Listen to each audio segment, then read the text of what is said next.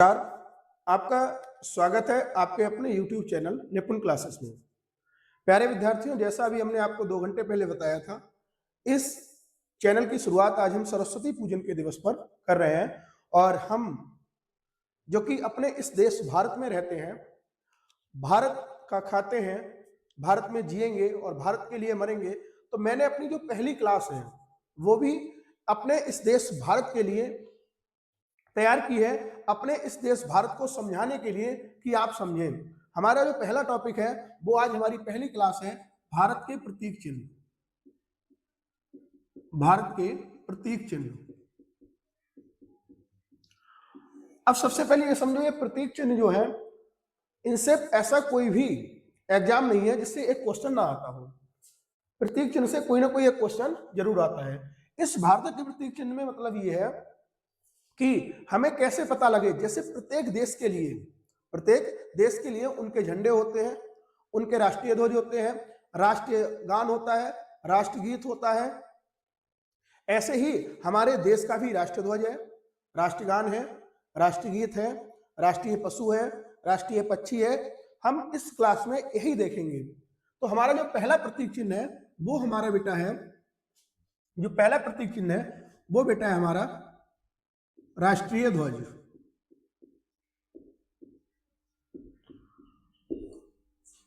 और ये जो राष्ट्रीय ध्वज है इसका नाम है बेटा तिरंगा।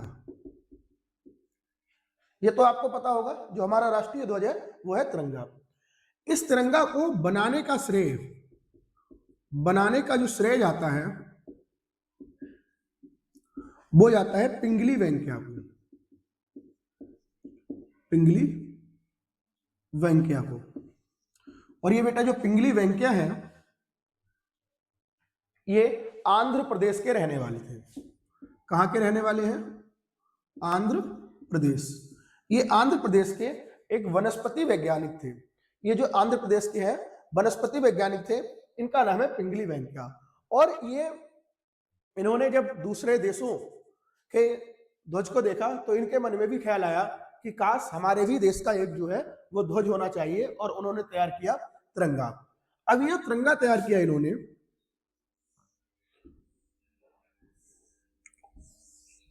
इस तिरंगा में ऊपर जो कलर होता है वो होता है केसरिया, बीच में जो होता है वो होता है सफेद, और तीसरा कलर होता है हरा, और बीच में आपने देखा होगा अशोक चक्र जो समुद्री नीले रंग का होता है। केसरिया, सफेद और हरा, इन ध्वज के कलर को चूज करने के पीछे भी उनकी बहुत बड़ी स्ट्रेटजी रही। उस केसरिया कलर का मतलब क्या होता है? सबसे पहला क्वेश्चन है कि आपका जो केसरिया कलर है वो क्या दिखाता है? तो वो बल को दिखाता है, साहस का प्रतीक है, ताकत का प्रतीक है। ठीक है, ये जो हमारा कलर है केसरिया, बल, साहस और ताकत का प्रतीक है। बेटा ध्यान रखना है, ये जो सफेद कलर है दूसरा, ये शांति और सत्य का प्रतीक है। और तीसरा जो कलर है वो हरियाली, खुशहाली, समृद्धि का प्रतीक है। ठीक है, हरियाली, खुशहाली और समृद्धि का प्रतीक है। अगला प्रश्न आपका बनता है, राष्ट्रीय ध्वज को हमने अपनाया कब? अपनाया कब? तो याद रखना, ध्वज को अपनाने का मतलब है देश आजाद होने से पहले हमें ध्वज अपनाना पड़ेगा, क्योंकि जब देश आजाद हुआ तो 15 अगस्त 1947 को फहराने के लिए एक ध्वज चाहिए होगा, और वो ध्वज अपनाया गया 22 जुलाई 1947 को। 22 जुलाई 1947 को। प्यारे बच्चों याद रखना, ये 22 जुलाई 1947 को अपनाया, और इसी दिन जो है हम झंडा दिवस मनाते हैं। ठीक है, अगला क्वेश्चन जो है, ये जो तिरंगा है, तिरंगा के जो ऊपर ये वाली जो लाइन दिखाई दे रही है, इसी होती है लंबाई और ये होती है चौड़ाई। तो अगला क्वेश्चन है कि ध्वज की लंबाई और चौड़ाई का अनुपात। चौड़ाई का अनुपात, तो लंबाई और चौड़ाई का अनुपात होता है 3:2। 3:2। दूसरा अगर क्वेश्चन वो एग्जामिनर घुमा के पूछेगा तो पूछ लेगा कि ध्वज की चौड़ाई और लंबाई, चौड़ाई और लंबाई का अनुपात कितना होता है, तो 2:3। इतनी बात समझ में आई। राष्ट्रीय ध्वज बनाया किसने? पिंगली वेंकैया, आंध्र प्रदेश के रहने वाले वनस्पति वैज्ञानिक। 3 कलर होते हैं, केसरिया, केसरिया प्रतीक है बल, साहस और ताकत का। दूसरा सफेद, सफेद प्रतीक है शांति और सत्य का। तीसरा हरा, हरियाली और खुशहाली का। इसे हमने 22 जुलाई 1947 को अपनाया। अब बच्चों ध्यान रखना, ये जो हमारा तिरंगा ध्वज में ये जो चक्र है, ये जो बेटा चक्र है, इस चक्र से पहले 1931 तक ये चक्र नहीं था। 1931 तक ये चक्र नहीं था। और इसके पीछे माना जाता है कि बच्चों, कहा जाता है कि इस तिरंगा ध्वज में ये चक्र जो लगाने की जो सलाह है, जो श्रेय जिसे जाता है, उनका नाम है डॉक्टर BR अम्बेडकर। उनकी सलाह या सिफारिश पर कहा जाता है इसमें इस चक्र, धर्म चक्र जो परिवर्तन अशोक के द्वारा दिया गया था, ठीक है, ये चक्र लगाया गया। अब इस चक्र में जो है 24 तीलियां हैं। अगर हम चक्र की बात करें तो चक्र में 24 तीली हैं। कितनी तीली है? 24 तीली है। और ये 24 तीली का मतलब है 24 घंटे निरंतरता का प्रतीक, 24 घंटे विकास का प्रतीक, 24 घंटे उन्नति का प्रतीक। ठीक है, इतनी बात क्लियर हुई आपकी? इतना समझ में आ गया?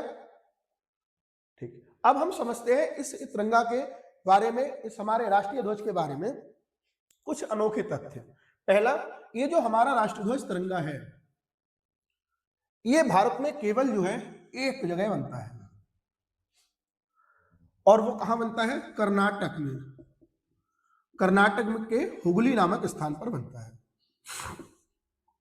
कर्नाटक के कहां बनता है? हुगली नामक स्थान पर बनता है। और ये जो बनाने की जो फैक्ट्री जिसे हम कहें, वो खादी विकास और ग्रामोद्योग है। क्या है? खादी विकास ग्रामोद्योग। खादी विकास ग्रामोद्योग, ग्रामोद्योग। ठीक है, इतनी बात समझ में आ गई होगी। इसे आप लोग स्क्रीनशॉट ले लो, नोट डाउन कर लो, फिर इसके आगे की बताते हैं।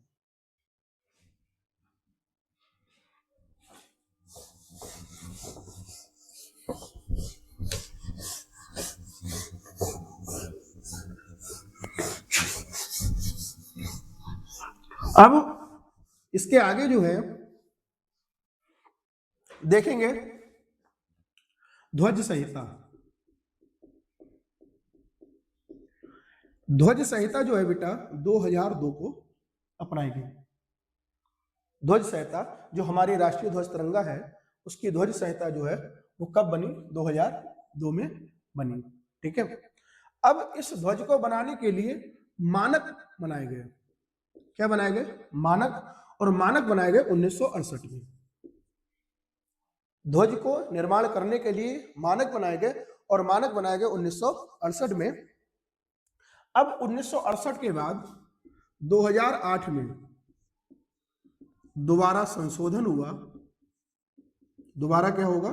संशोधन हुआ। और अब कुल मानकों की संख्या कितनी है? 9 है। कुल मानकों की संख्या कितनी है? 9। मानक बनाए कब गए? 1968 में, और उनका संशोधन हुआ 2008 में, और इनकी कुल संख्या कितनी है? 9 है। कितनी है? 9 है। अगला क्वेश्चन, हमारा जो राष्ट्रीय ध्वज तिरंगा है उसे पहली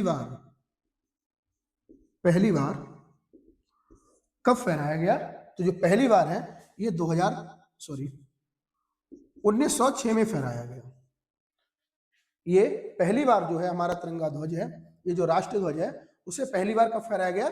1906 में फहराया गया था। और उस 1906 में फहराने के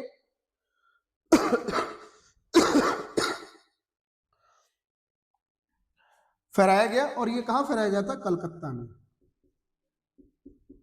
कलकत्ता में ग्रीन पार्क में। ठीक है, अगर प्रश्न पूछ ले कि राष्ट्रीय ध्वज को पहली बार, तो 1906 में कलकत्ता के ग्रीन पार्क में फहराया गया। अगर विदेशी धरती पर पूछे, विदेशी धरती पर पहली बार, धरती पर पहली बार, तो विदेशी धरती पर पहली बार 1907 में फहराया गया। और ये जो फहराया था उनका नाम है मैडम भीकाजी कामा, भीकाजी कामा। और इन्होंने पहली बार फहराया है जर्मनी में। पहली बार कहां फहराया है? जर्मनी में। समझ में आ रहा है ना?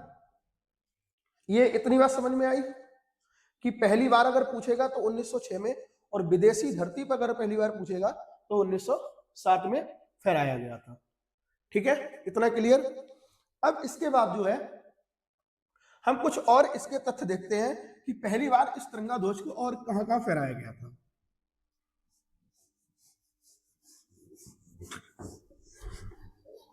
अगर मान लो आपसे प्रश्न पूछ ले, हिमालय पर पहली बार तिरंगा ध्वज, हिमालय पर पहली बार तिरंगा ध्वज किसने फहराया? तो हिमालय पर पहली बार तिरंगा ध्वज जो है वो ध्यान रखना 29 मई 1953 को तेंजिंग नार्गे, 29 मई 1953 को तेंजिंग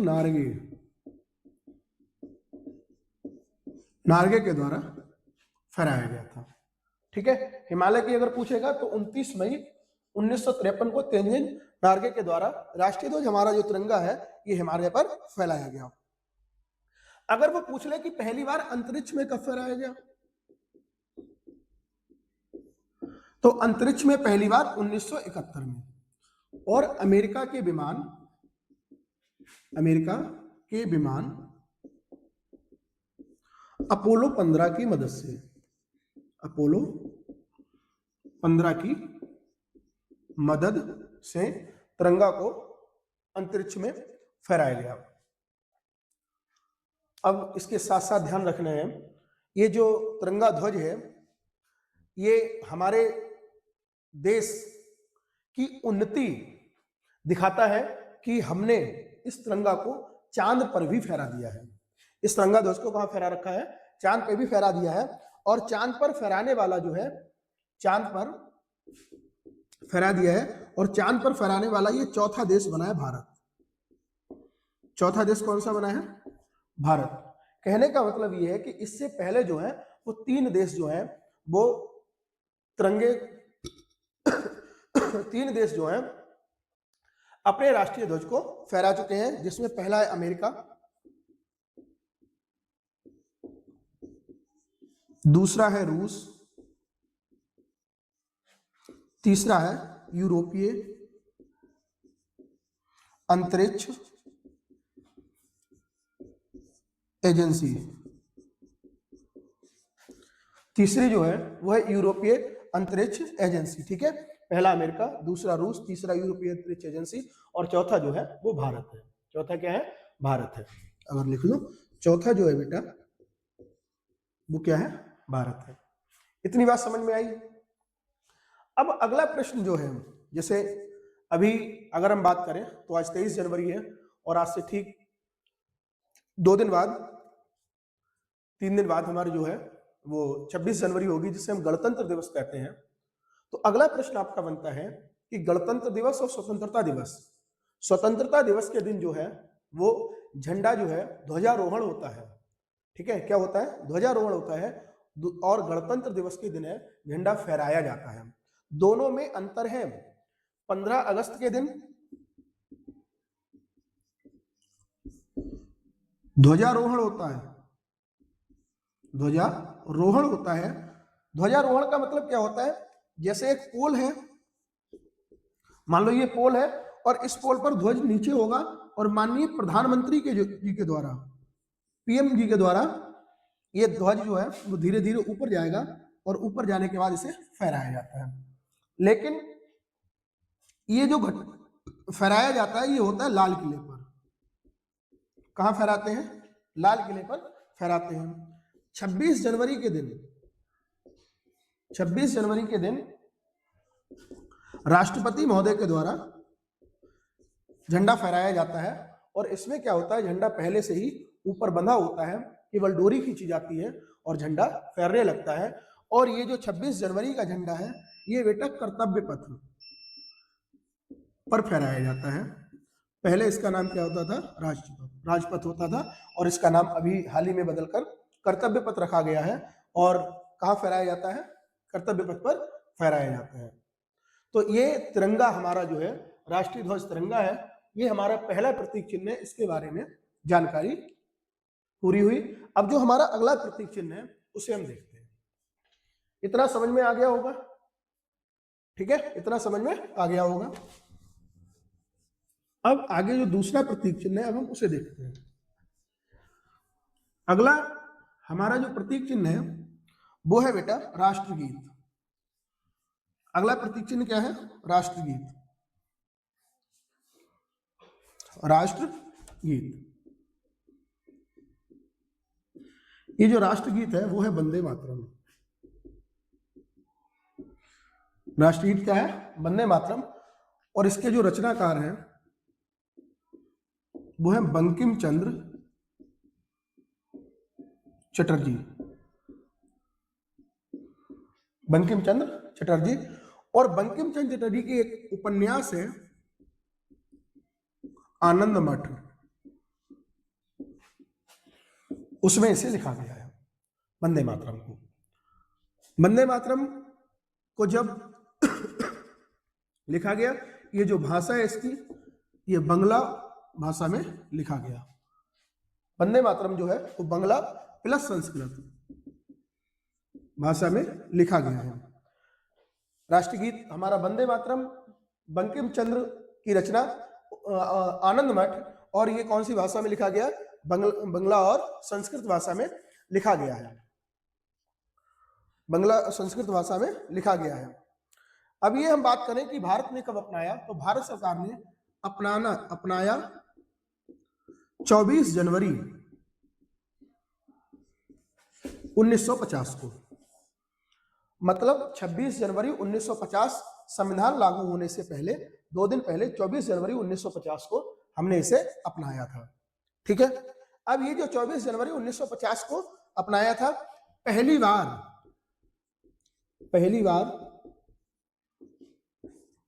जो है वो कब गाया गया,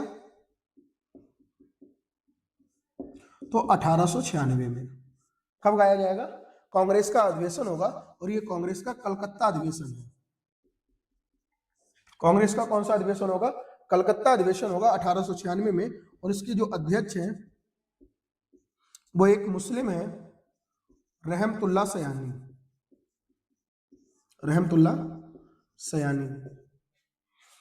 पहली बार 1896 में कलकत्ता अधिवेशन में रहमतुल्लाह सयानी की अध्यक्षता में वंदे मातरम गाया गया।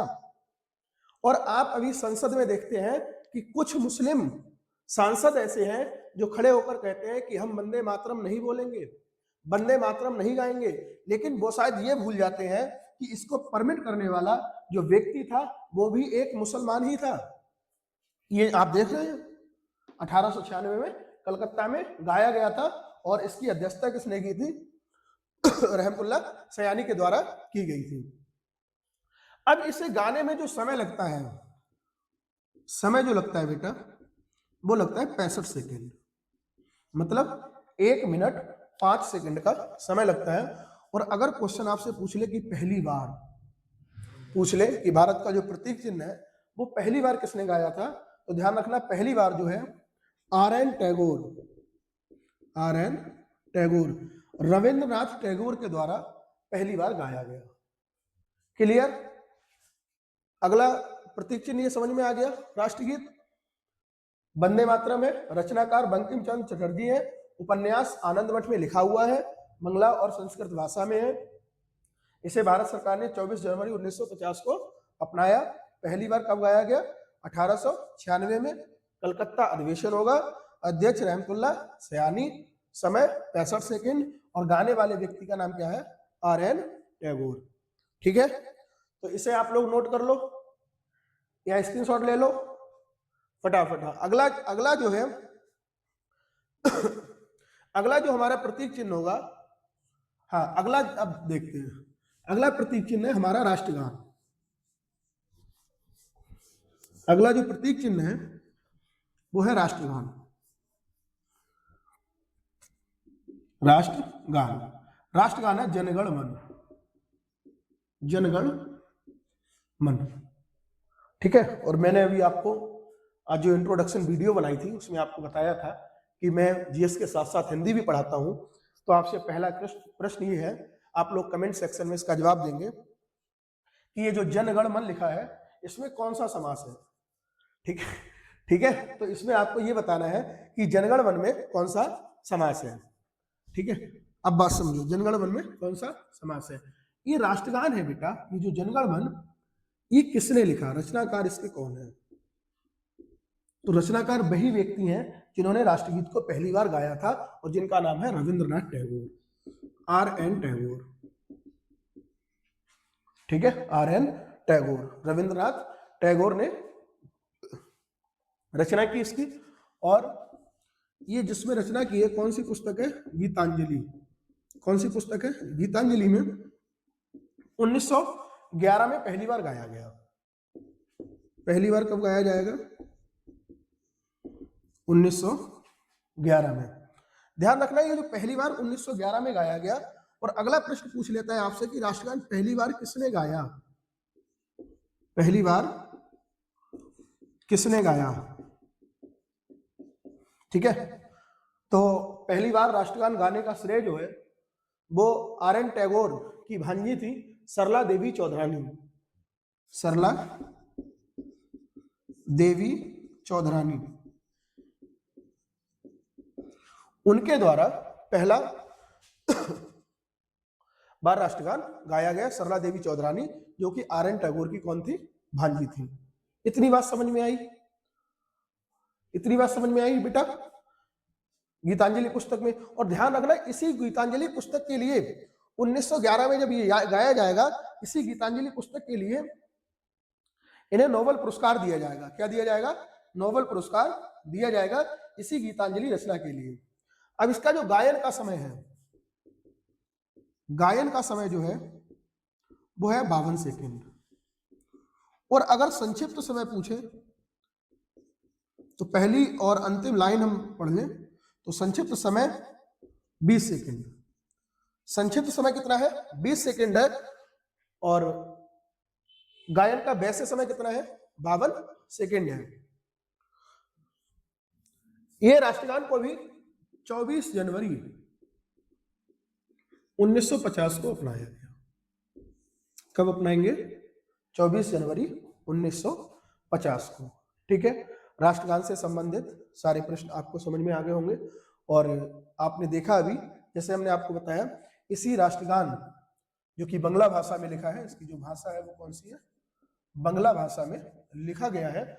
और इस बांग्ला भाषा में लिखे जाने के बाद 1919 में R.N. टैगोर के द्वारा, रविन्द्रनाथ टैगोर के द्वारा ही इसका इंग्लिश में अनुवाद हुआ। काय में अनुवाद होगा, इंग्लिश में R.N. टैगोर जी करेंगे 1919 में, बांग्ला भाषा से काय में करेंगे, इंग्लिश में। ठीक है, इतनी बात समझ में आई।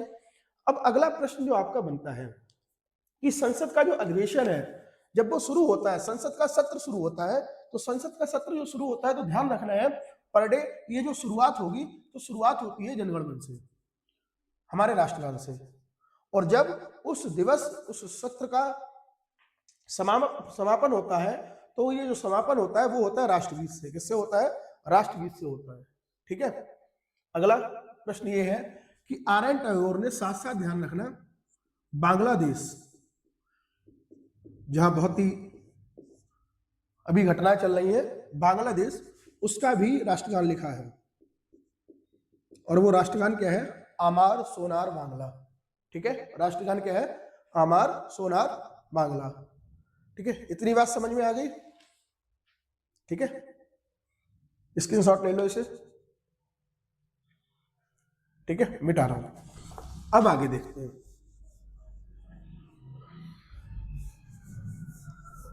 जी आगे, अब जो अगला हमारा प्रतीक चिन्ह है वो है हमारा राष्ट्रीय पक्षी। राष्ट्रीय पक्षी। और राष्ट्रीय पक्षी क्या है? मोर। राष्ट्रीय पक्षी क्या है हमारा? मोर। तो ऐसा माना जाता है, ये जो राष्ट्रीय पक्षी जब लिया गया तो ऐसा माना जाता है क्योंकि अशोक के समय मौर्य वंश में भी, क्योंकि मौर्य वंश को माना जाता है कि मौर्य वंश का नामकरण ही मोर से हुआ है। और कहा जाता है कि मौर्य वंश की उत्पत्ति में कुछ इतिहासकारों का मानना है कि ये नेपाल की तराई में कुछ लोग रहते थे और जिनका जो मुख्य पालन था, जो मुख्य कार्य था, वो मोर पालन था, इसलिए उन्हें मोर कहलाया गया। ये मोर का जो है वैज्ञानिक नाम बेटा होता है पावो क्रिस्टेसस। पावो क्रिस्टेसस। ठीक है, हमारा जो राष्ट्रीय पक्षी है वो क्या है? मोर है। और इसका वैज्ञानिक नाम क्या होता है? पावो क्रिस्टेसस। अगला है राष्ट्रीय खेल। राष्ट्रीय खेल जो है वो है हॉकी। राष्ट्रीय खेल क्या है? हॉकी है। और आपने मेजर ध्यानचंद का नाम खूब अच्छे से सुना होगा। मेजर ध्यानचंद को हॉकी का जादूगर कहा जाता है। मेजर ध्यानचंद को क्या कहते हैं? हॉकी का जादूगर कहते हैं। अगला हमारा राष्ट्रीय विरासत पशु।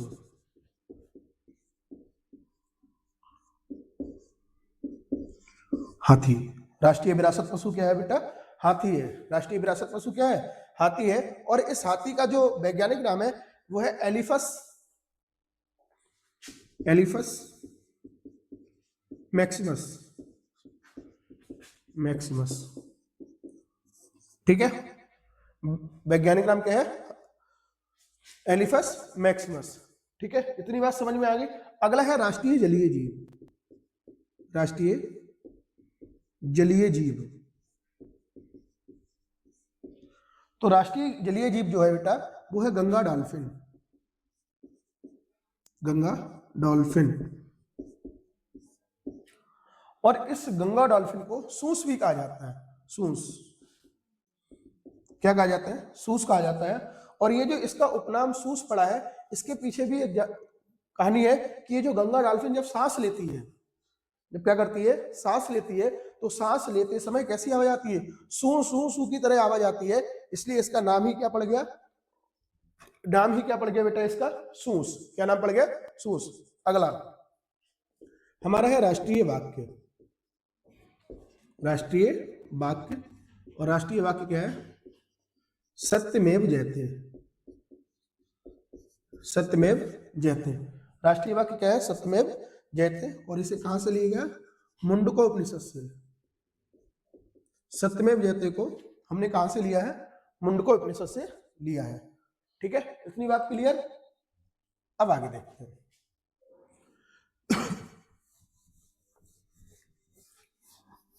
अब आगे देखते हैं।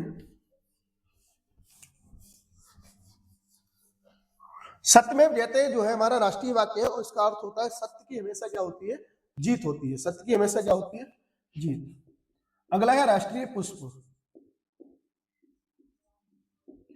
राष्ट्रीय पुष्प है कमल। राष्ट्रीय पुष्प क्या है? कमल है। और इसका वैज्ञानिक नाम है न्यूलंबो न्यूसीफेरा। ठीक है, इसका जो वैज्ञानिक नाम है वो क्या है? न्यूलंबो न्यूसीफेरा कमल का वैज्ञानिक नाम है। अगला है राष्ट्रीय पंचांग। राष्ट्रीय पंचांग है शक संवत, जिसे हम कैलेंडर कहते हैं। वो क्या है? शक संवत है। और ध्यान रखना ये जो शक संवत है ये 78 एडी में शुरू हुई। 78 एडी में शुरू हुई। और ये राजा कनिष्क थे। राजा कनिष्क के द्वारा ये 78 एडी में शुरू की गई। ठीक है, राष्ट्रीय पंचांग शक संवत है, 78 एडी में राजा कनिष्क के द्वारा शुरू किया गया। और इसमें 12 महीने होते हैं, जिसका पहला महीना होता है चैत्र और अंतिम महीना होता है फाल्गुन। ठीक है, अंतिम महीना क्या होता है? फाल्गुन होता है। और आपको पता होगा कि चैत्र में जो है नवव्रत, नवदुर्गा के व्रत रखे जाते हैं, नवरात्रि व्रत होते हैं और इसे हम चैत्र नवरात्रि कहते हैं। और फाल्गुन में होली का त्योहार आता है। फाल्गुन में क्या होता है? होली का त्योहार आता है। ठीक है, अगला राष्ट्रीय पशु। अगला क्या है? राष्ट्रीय पशु। और राष्ट्रीय पशु क्या है? बाघ। राष्ट्रीय पशु क्या है? बाघ। राष्ट्रीय पशु बेटा क्या है? बाघ है। अब राष्ट्रीय पशु बाघ है, इसका जो वैज्ञानिक नाम है वो है पैंथरा टाइग्रिस। पैंथरा टाइग्रिस, क्या नाम है? पैंथरा टाइग्रिस है। बाघ के बारे में याद रखना वाल को, ये जो बाघ है इसकी 8 प्रजातियां हैं। टोटल कितनी है? 8 प्रजातियां हैं। और जो भारत में प्रजाति पाई जाती है उसे रॉयल बंगाल टाइगर कहा जाता है। क्या कहा जाता है? रॉयल बंगाल टाइगर के नाम से जाना जाता है। ठीक है, इतनी बात ध्यान रहेगी। अब इतनी बात ध्यान रहेगी, ठीक है। अब आगे देखते हैं। आप चिंता मत करो, कोई भी टॉपिक प्रतीक चिन्ह से छूटेगा नहीं। अगला है राष्ट्रीय लिपि। राष्ट्रीय लिपि, तो राष्ट्रीय लिपि जो बेटा है वो है देवनागरी। क्या है? देवनागरी। देवनागरी लिपि के बारे में कहा जाता है कि ये गुजरात के ब्राह्मणों के द्वारा शुरू की गई। और जो गुजरात के ब्राह्मण थे वो थे नागर ब्राह्मण। कौन से ब्राह्मण थे? नागर ब्राह्मणों के द्वारा शुरू की गई, और इसलिए उसका नाम क्या पड़ गया? देवनागरी। क्या नाम पड़ गया? देवनागरी। ठीक है, तो राष्ट्रीय जो लिपि है वो क्या है? देवनागरी। अगला राष्ट्रीय मुद्रा, रुपया। राष्ट्रीय मुद्रा क्या है? रुपया। और ये जो रुपया है राष्ट्रीय मुद्रा, इसका प्रतीक चिन्ह क्या है? ऐसे हम बनाते हैं। ठीक है, ये जो राष्ट्रीय प्रतीक चिन्ह रहा है आपको दिखाई दे रहा होगा, ये 2010 में अपनाया गया। 2010 में अपनाया गया। और 2010 में इसकी जो डिजाइन है बेटा, IIT बॉम्बे के छात्र उदय कुमार के द्वारा दी गई। ठीक है, इसकी डिजाइन जो तैयार की गई IIT के छात्र जो हैं, बॉम्बे के छात्र उदय कुमार के द्वारा तैयार की गई। और ध्यान रखना, ये वित्त मंत्रालय के द्वारा एक खुली प्रतिस्पर्धा हुई थी, जिसमें कहा गया था डिजाइन लेके आनी है जो कि भारतीय मुद्रा जो हमारा रुपया है उसके लिए चाहिए। तो उसमें जो विजय हुई उदय कुमार की हुई, और उदय कुमार की उस चिन्ह को हमारा राष्ट्रीय मुद्रा का प्रतीक चिन्ह मान लिया गया। अब अगला प्रश्न ये है कि इसके अलावा कोई ऐसे देश हैं जिनके प्रतीक चिन्ह हैं? तो ध्यान रखना है, इसके अलावा 4 देश ऐसे हैं। भारत 5वां देश है जिसका अपना प्रतीक चिन्ह है, जिसका अपना क्या है? प्रतीक चिन्ह है। अब पहला क्या है? अमेरिका। ठीक है, पहला क्या है? पहला जो देश है वो क्या है? अमेरिका है। दूसरा यूके,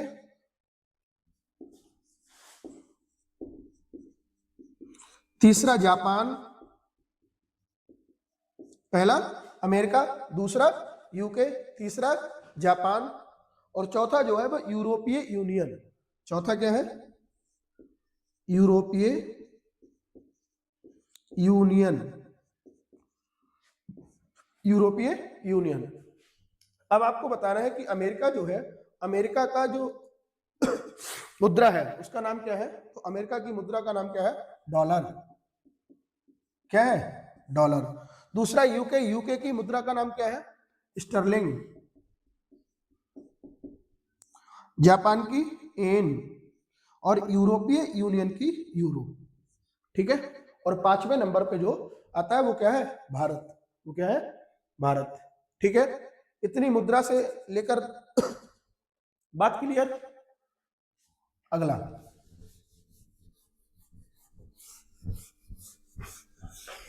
अगला देखते हैं। राष्ट्रीय फल।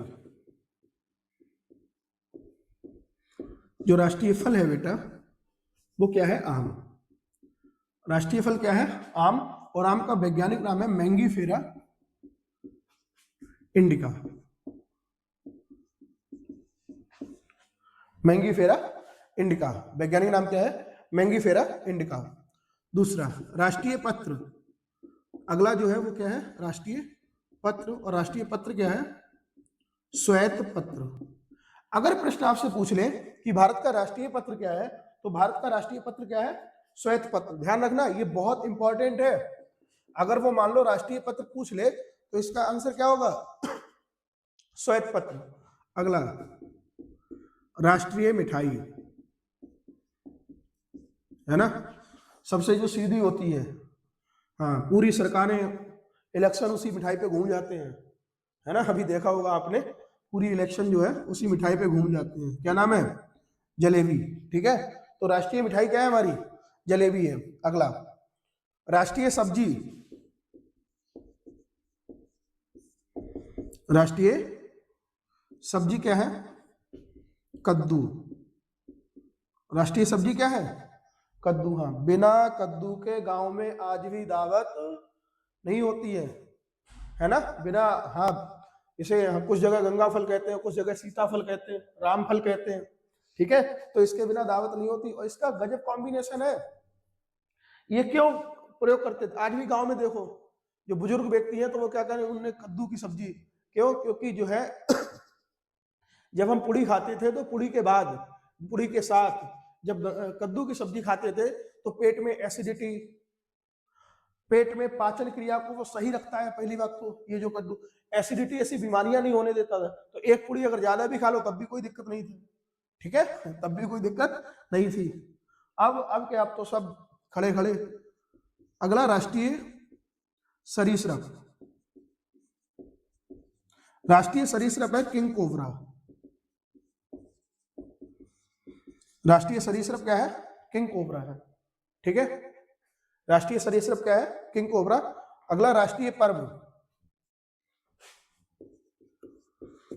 ये तो पता होंगे जहां तक है।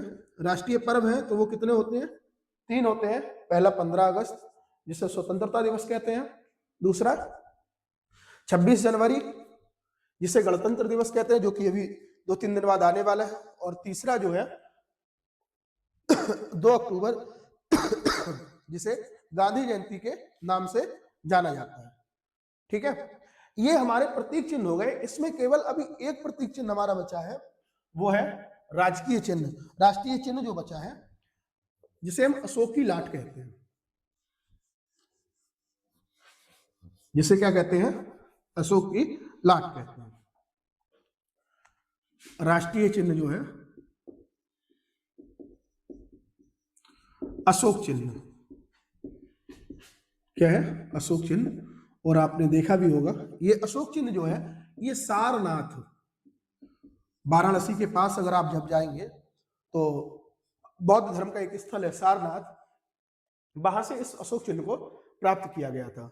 और ये अशोक चिन्ह है, ये राजा अशोक के द्वारा बनवाया गया था। आपने देखा होगा उसमें शेर आपको दृश्य अवस्था में दिखाई देंगे। ठीक है, और ये कहा माना जाता है लगभग 250 एडी, मतलब 250 ईसा पूर्व जो है इस चिन्ह का, ये जो अशोक स्तंभ है, इसका निर्माण हुआ था। और किसके द्वारा करवाया गया था? राजा अशोक के द्वारा कराया गया। और इसमें 4 जानवर के चित्र हमें दिखाई देते हैं, शेर, हाथी, सांड और घोड़ा। ठीक है, ध्यान रहेगी, शेर, हाथी, सांड और घोड़ा। और ये हमारी सरकार ने जो है, भारत ने अपनाया कब? 26 जनवरी 1950 को। कब अपनाया है? 26 जनवरी 1950 को अपनाया गया। ठीक है, और इस अशोक चिन्ह के आधार में, अभी जो हमने बताया था, अशोक चिन्ह के आधार में एक वाक्य लिखा है, सत्यमेव जयते। इसकी चर्चा अभी हम कर भी चुके हैं, सत्यमेव जयते। और ये कहां से लिया गया? कहां से लिया गया है? मुंडको उपनिषद से। कहां से लिया है? मुंडको उपनिषद से। ठीक है, तो ये बेटा जो थे, अभी जो आपके टोटल प्रतीक चिन्ह कंप्लीट हुए। ठीक है, इसमें कोई भी प्रश्न आपका हो, कोई डाउट हो, आप हमें कमेंट कर देना। ठीक है, हम आपको उसका आंसर बता देंगे। ठीक है, और आप लोगों से अनुरोध है कि क्लास को शेयर करें। ठीक है, और बहुत बहुत धन्यवाद। जय हिंद।